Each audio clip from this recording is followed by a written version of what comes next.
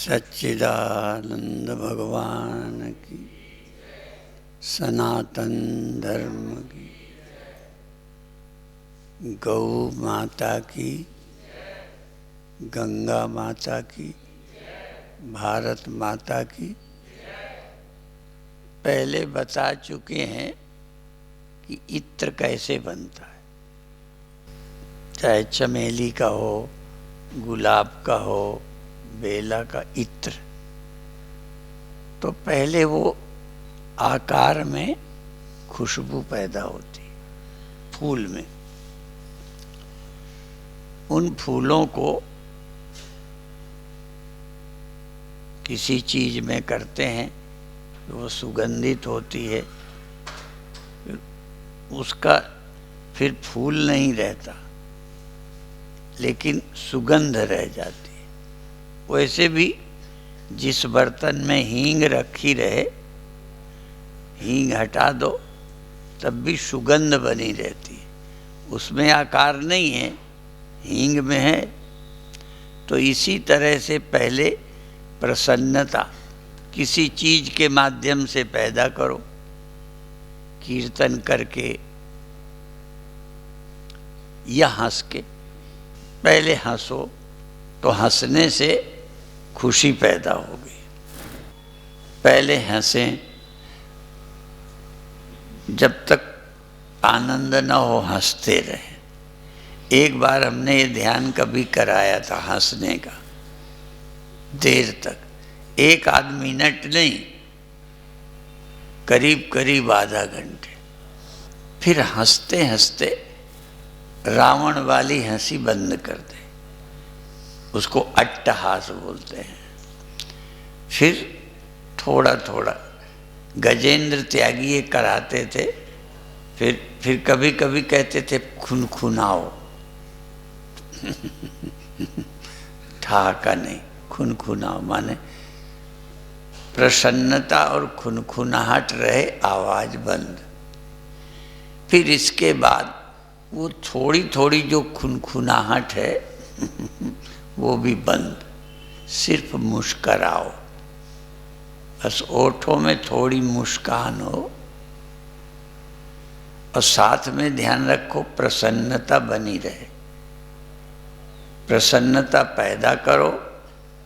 फिर क्रियाएं घटती जाएं, आवाज घट गई, आवाज धीमी हो गई, फिर आवाज बिल्कुल नहीं रही, मुस्कराहट है और प्रसन्नता है।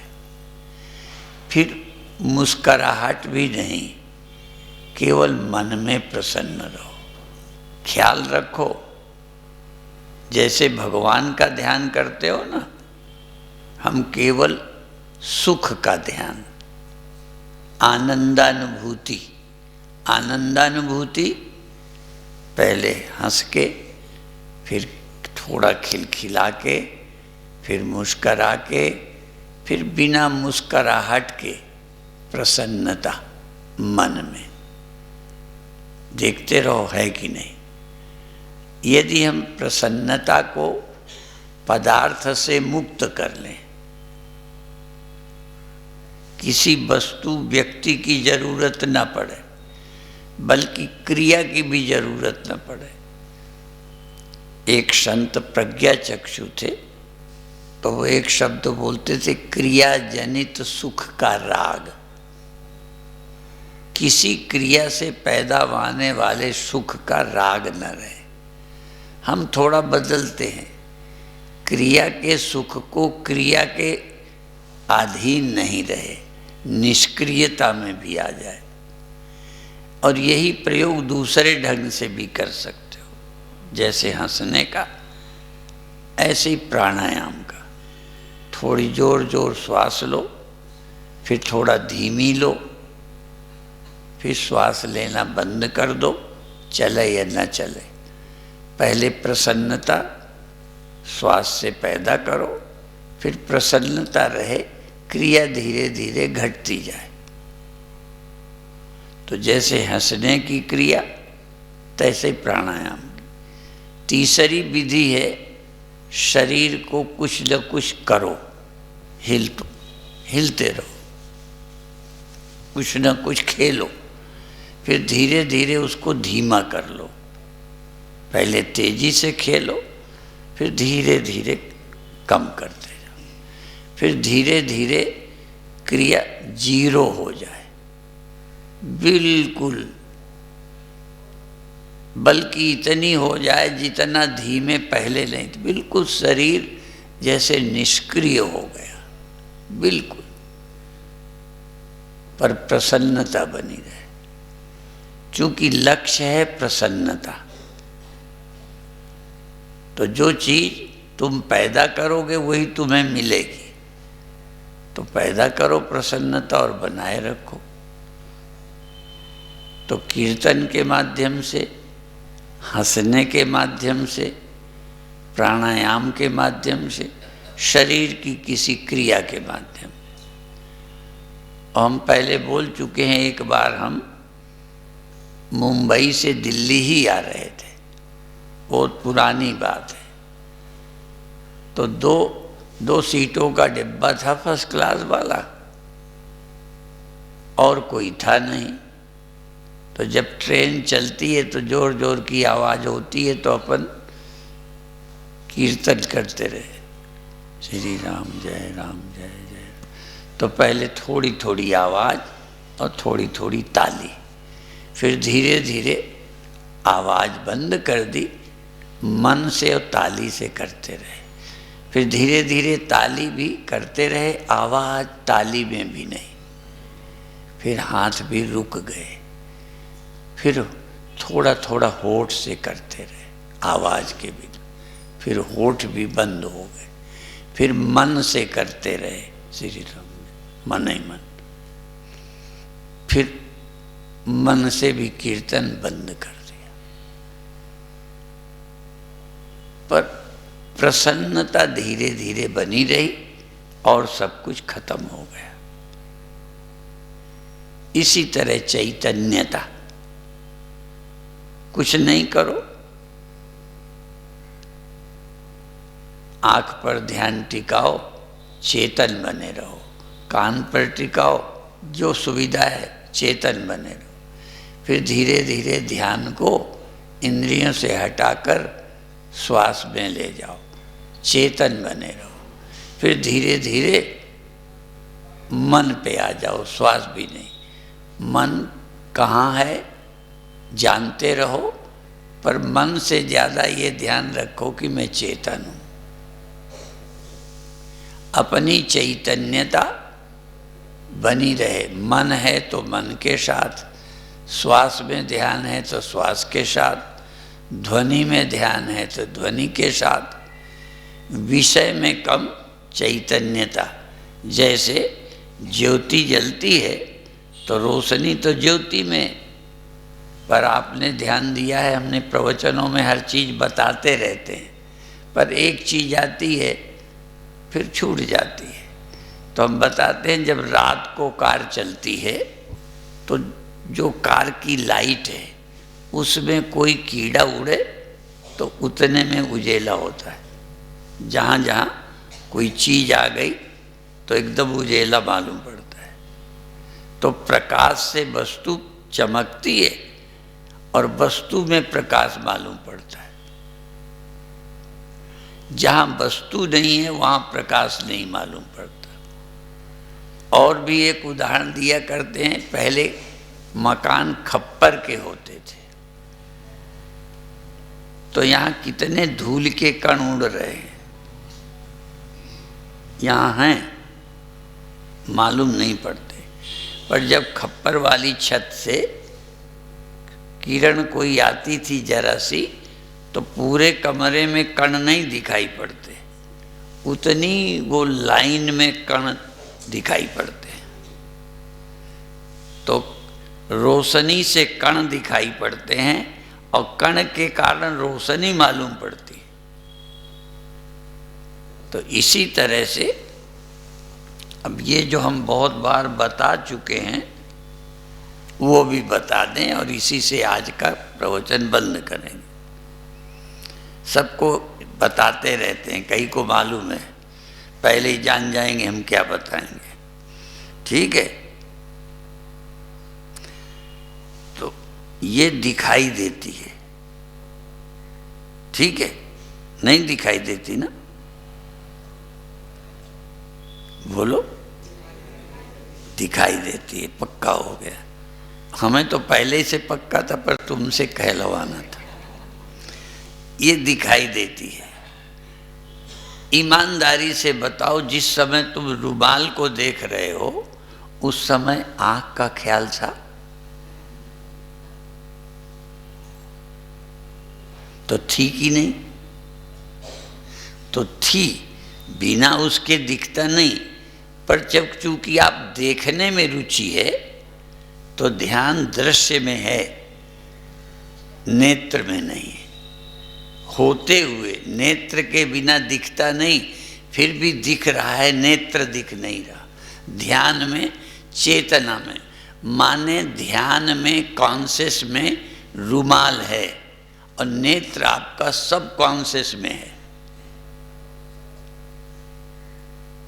तो इसी तरह से ज्यादातर ध्यान में विषय तो होता है, सुनते हो, चेतन तो हो, ये भूल जाते हो। जब भी सुनाई देगा तो जड़ होगे तो नहीं सुनाई देगा, चेतन होगे तभी सुनाई देगा। लेकिन तुम चेतन नहीं होते, सुनने में उलझ जाते हो। शब्द तो कॉन्शियस में आ जाता है और चेतना सब कॉन्शियस में पहुंच जाती है।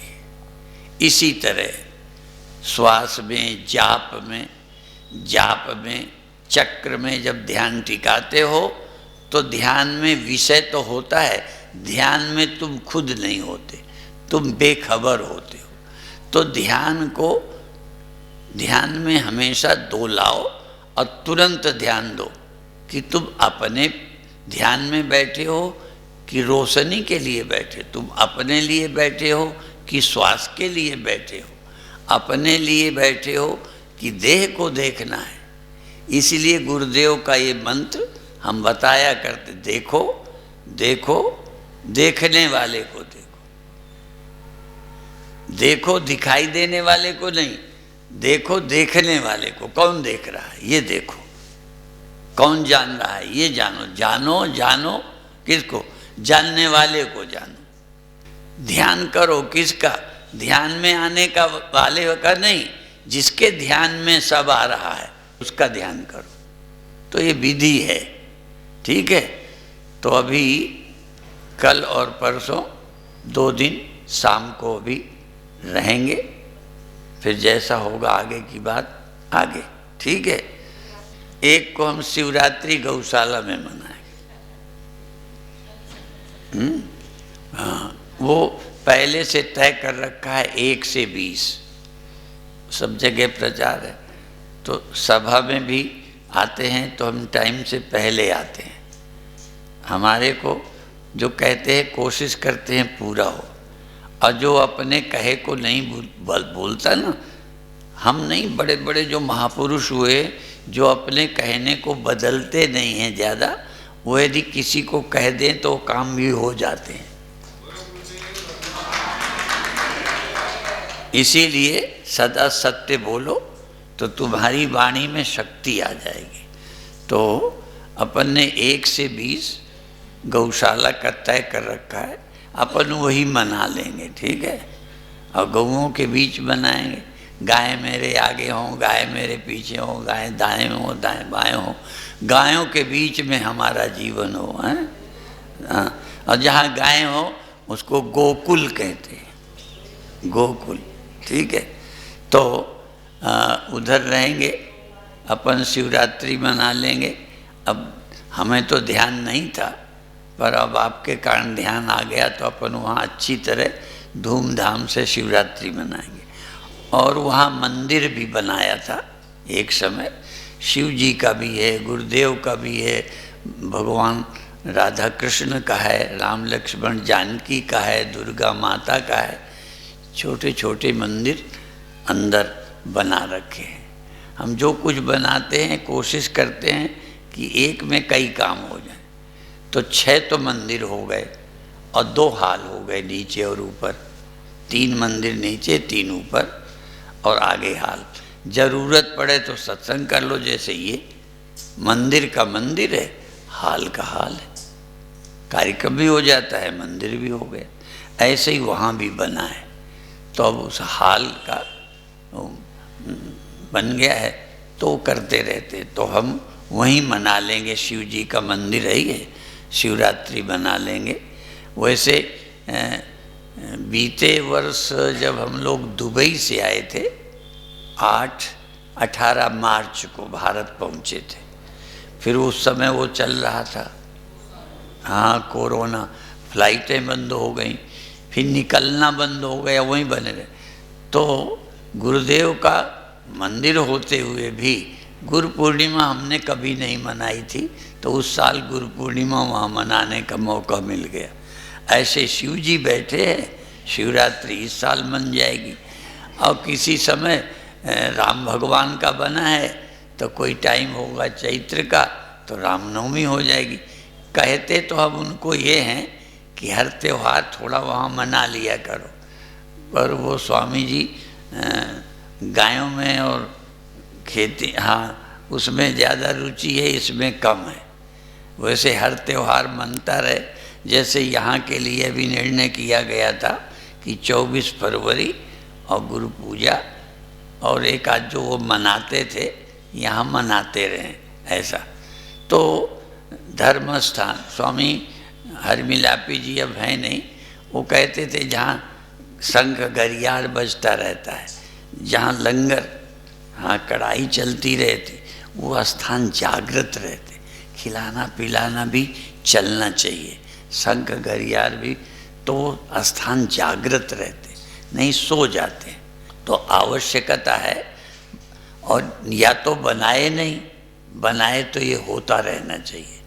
और ऐसे ही तो हम आप लोगों को कहते, या तो पुत्र को जन्म न दे, और जन्म दे तो उसको अच्छे रास्ते पर चलाए, नहीं एक पैदा करके उसे मरने को डाल दिया। तो हमेशा जीवन को अच्छे रास्ते पे लगाना। अभी इतना ही कहेंगे, बाकी चीज़ें कल बताएंगे। ओम शांति शांति शांति।